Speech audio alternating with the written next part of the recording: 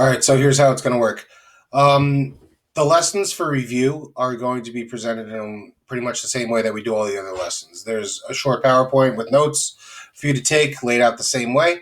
There's usually some vocab worksheet that goes with the unit, and there's also an activity sheet. So, like a review sheet, like you guys are used to, that is built on the notes in your notebook from this unit. So, the way it's going to work is the AIM numbers are going to start with R10 and they're going to go down from there. So after R10 will be R9, et cetera, et cetera.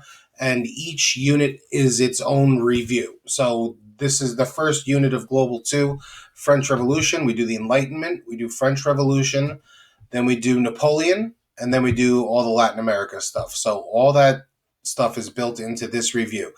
The idea is we're going to try to just hammer down the big takeaways. So, kind of cut out some of the less important details and just make sure we understand the big ideas. And that's the general idea. So away we go.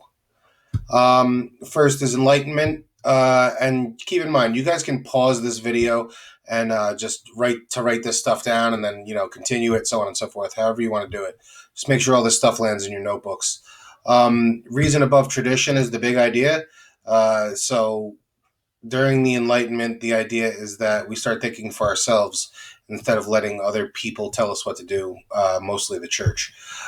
As far as important people, Locke is by far the most important. Okay? So if the Regents asks us about one of these philosophers, probably going to be this guy. He's the big one. So make sure we know about him. This is natural rights. This is the idea of the consent of the governed. So governments are in power because people want them in power, not because God wants them in power.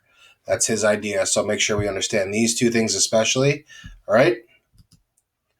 Let me erase all this. All right, French Revolution. The Enlightenment leads to the French Revolution. French Revolution starts because of the mistreatment of the Third Estate. The Third Estate is the lowest social class in France, and they shoulder all the tax burden. They have to pay all the taxes while they own a lot of the land. They don't own all of it, and they paid very little. So they are the poorest, but responsible for 100% of the tax burden. That does not sit well with them. During the French Revolution, we get the Reign of Terror. So we get, the people that are in favor of the king maintaining power and those opposed to him and trying to overthrow him. Those are the two sides. And it's basically the Reign of Terror is to eliminate opponents of the revolution. So this is where we see the guillotine. This is where we're chopping heads off every day. It's led by Robespierre and the Committee for Public Safety. We know about him.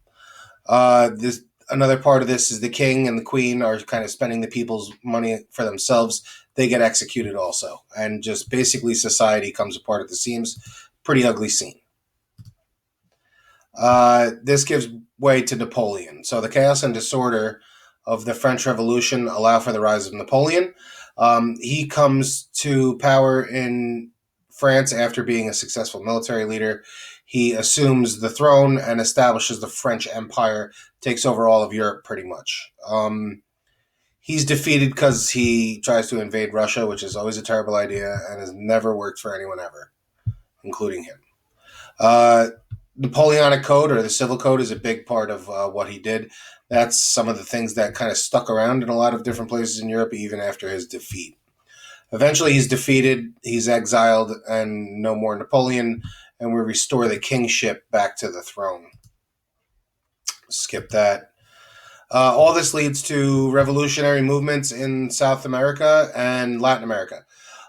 First being Haiti. It's a French colony. Toussaint Louverture is the son of an educated slave, and he leads a slave revolt in Haiti that leads to ultimately an independence movement. This is all based on the idea that the French Revolution is contagious.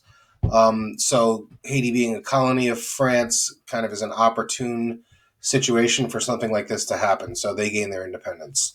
Then we get Bolivar in South America. He spent some time in Europe. He's exposed to Enlightenment ideas, and he takes those Enlightenment ideas back with him to liberate or free a lot of the colonies of European countries that exist in South America, mostly against Spain. So that's his deal. The other important thing we need to know that kind of a lot of times goes unmentioned is this idea. if it weren't for the geography, all of South America would probably be unified under Bolivar. But the Amazon jungle, the Andes Mountains, and a lot of other rugged terrain prevents the unification, keeps these places separate from each other, so it can make it kind of difficult. So make sure we know this. So that's why they're not going to be unified.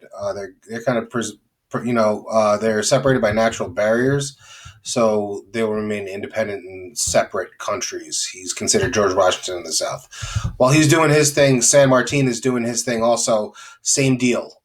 He's operating in the southern parts of South America, so places like Argentina, Chile, etc.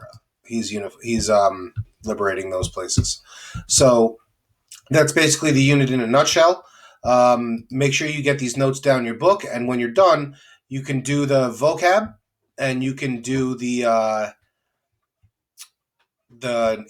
notes, the review notes that you the worksheet that's attached there. All right. If anybody has any questions, just email me. Let me know what's up, and I will help you guys out. All right. All right, guys. See you later.